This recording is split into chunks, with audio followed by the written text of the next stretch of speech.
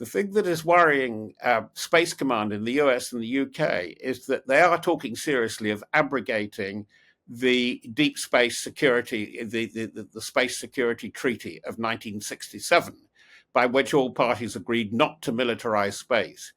Actually, with Iran, they're talking about military and even attack satellites. Russia is even talking about putting a nuclear weapon into space. He is getting very antsy on the nuclear front. And to go one further, the thing that is worrying Space Command in the US and the UK is that they are talking seriously of abrogating the deep space security, the Space Security Treaty of 1967, by which all parties agreed not to militarize space. Actually, with Iran, they're talking about military and even attack satellites. Russia is even talking about putting a nuclear weapon into space. It's a great unknown in two respects is nuclear. The instability of nuclear plants, I think, really does become a really big problem. The IEA is flagging it up. They're not being listened to very much. It's the plants in Kursk Oblast as well. And Zaporizhia, the big Zaporizhia plant is still very unstable. On the other hand, militarily, is what notice should we take of Putin and Putin's people announcing a change in their nuclear doctrine? You may recall just very recently, they have said that if they're fired on Russian territory in depth by a depth weapon like Storm Shadow, provided by a NATO ally, then that NATO ally, it would be legitimate to respond to that NATO ally with a nuclear weapon. Kind of weird, isn't it? But that's the way of thinking. They're thinking he won't do it, but he is getting very antsy on the nuclear front. And to go one further, the thing that is worrying Space Command in the US and the UK is that they are talking seriously of abrogating the deep space security, the Space Security Treaty of 1967, by which all parties agreed not to militarize space. Actually, with Iran, they're talking about military and even attack satellites. Russia is even talking about putting a nuclear weapon into space. Let's get the expert thoughts of Tim Marshall, who's a foreign affairs expert and the author of The Future of Geography. Hello to you, Tim. Hello there, John. Tim, look, certainly I, for one, had not really realised or understood this dimension, the idea of an inner space front to the conflict in the near future. Oh, very much so. I mean, it's the subject of, forgive me for punting my book, but The Future of Geography is about astropolitics, how geopolitics has moved up into space.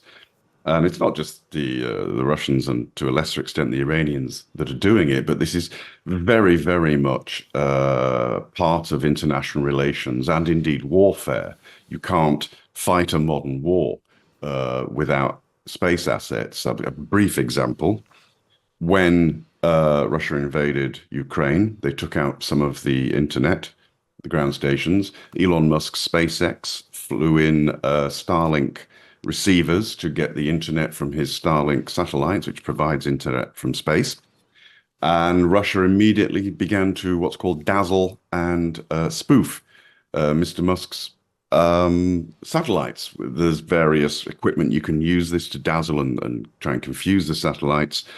Because this was part of warfare, because, of course, the Ukrainian military jumped on this to try and target Russian troops. So it is a new front in this terrible game that we play, and the Iranians and the Russians have got together on it. Right, and you have to imagine that Israel is very well aware of that and thinking about what that means for them in maybe some future conflict, maybe in the not so distant future. Tim, what is the state then of this arms race in space as it is now? Russia clearly very keen on making progress. What about America? What about NATO? How does the balance look? Well, you remember that a few years ago, under the Trump presidency, America launched its Space Force. And there was some sort of hilarity about it, but there shouldn't have been. China has Space Force, America has one, the UK has one, based up above High Wycombe at Strike Command. Germany has one, Russia, etc., etc. And what it's not Star Wars barrel rolling through space, firing photon torpedoes, or, one day perhaps, but not yet. It's mostly about the satellites. And one of the biggest worries is that Russia has clearly tested some sort of weapon in space.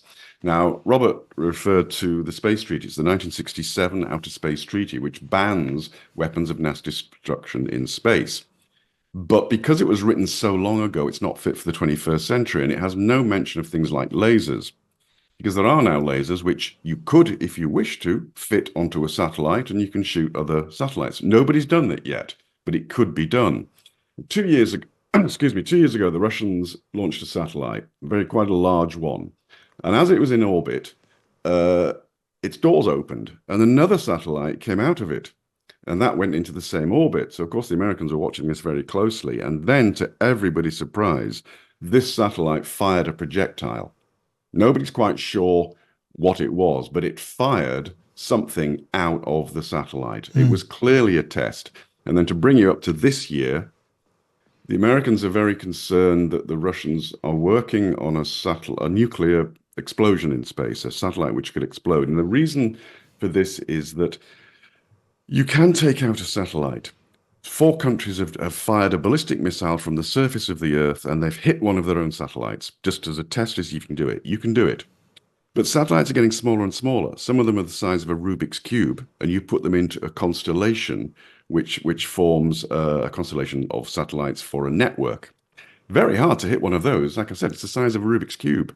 But if you were to have a very small nuclear device in a satellite, which then exploded, that would take out the whole constellation. And that's what they're worried that people are working on. Bring it back down to Russia and Iran and the Israel conflict. There's very little directly connected to that, except that the Russians have helped the Iranians with a military satellite, which it's thought has got seriously high resolution imaging capability, allowing the Iranians now to catch up to an extent with the Israelis and have better awareness of what's going on. It is fascinating. It is like the stuff of space fiction, except it's now. It is very, very real.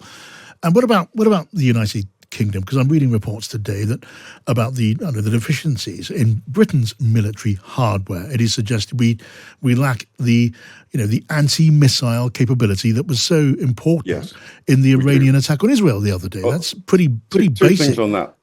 Two things on that. One, actually, we have the third most satellites of any country in the world. It's the States, and then Russia, and then us, which not a lot of people know. We're actually a leading second-tier space power. But on the second issue, yes, we absolutely lack the missile defense system that the Israelis have. And contrary to what a lot of people are saying, everyone talks about, Iron Dome kicked in this week. It didn't when the Iranians fired. Iron Dome is the Israeli missile defense system for short-range missiles with low trajectories, the ones that come out of Gaza, for example. It's something called David Sling and Arrow, which partially uses satellites, which did the heavy lifting of shooting down the long-range ballistic missiles. Yes. And briefly also, and this goes back to your previous conversation with the previous guest about why Israel may well be retaliating. In April, it was signaled by Iran what they were going to do, and nearly all the missiles were aimed at open ground. David Sling and Arrow are programmed that if it thinks the missile's going for open ground, it doesn't hit it. It lets it fall to save your missiles for ones that are going to hit something. This Tuesday, Iran fired at central Israel, at heavily populated areas, and clearly at also other military targets. That sent a signal, and some of them got through. And I think that's why the Israelis will respond in some manner in the coming days. Well, I mean, to a technological layman like me, this stuff is mind-boggling. Really good to talk to you. Tim Marshall, thank you so much. Tim is the author of The Future of Geography. It sounds even more as if it's well worth a read. We're talking there about unmanned space laser firing warships in inner space. We're talking about satellites the size of Rubik cubes being used as an atomic weapon. This is not distant sci-fi. This is warfare now, or very, very close to now. I personally was not aware of this sort of level of, why would I be, I suppose, I haven't made a study of it, but aware of that level of technological thinking and development going on just at the moment. But it is, and it's part of the argument about strategy now, about the balance of power now in a place like the Middle East. So fascinating, so terrifying. I thought it was absolutely riveting listening to both those clips. What struck me is in the 60s, the space race was all about getting a man on the moon. It was almost quite an optimistic thing. That was what the competition was, to, expand the human horizons. Now it's about controlling space and controlling communications, really, because satellites aren't just about warfare. They're also about our everyday lives. Our whole lives are now completely dependent on satellite technology, not just GPSs, but even some of the technology in health, in crime fighting. All these things really depend on the satellites that circulate around us. So, we've seen communications warfare through, misinformation and dirty tricks online. This is a whole other level of it. This is controlling the, potentially the national grid, controlling the whole communications networks that the world runs on. So it's a whole different kind of warfare, isn't it? It's I think you've probably done a bit of public service broadcasting there, John, because I think it's stuff that none of us knew. I don't really ever remember hearing. I've heard about sort of, communications being intercepted, the idea that, bad actors, bad state actors might do things to interrupt some of our services. But the idea that there are these tiny things that are just floating around up there and what they might be used for it is utterly terrifying. Yes. And it's, to some extent, when you look at the debacle in the sort of arguments over defence spending and, what do we do, what our priorities are, you sort of have to take a step back and think, my goodness, we've had arguments about whether we've had boots on the ground in certain parts of the world, and therefore is it justified to spend this or spend that in terms of what we do in defence.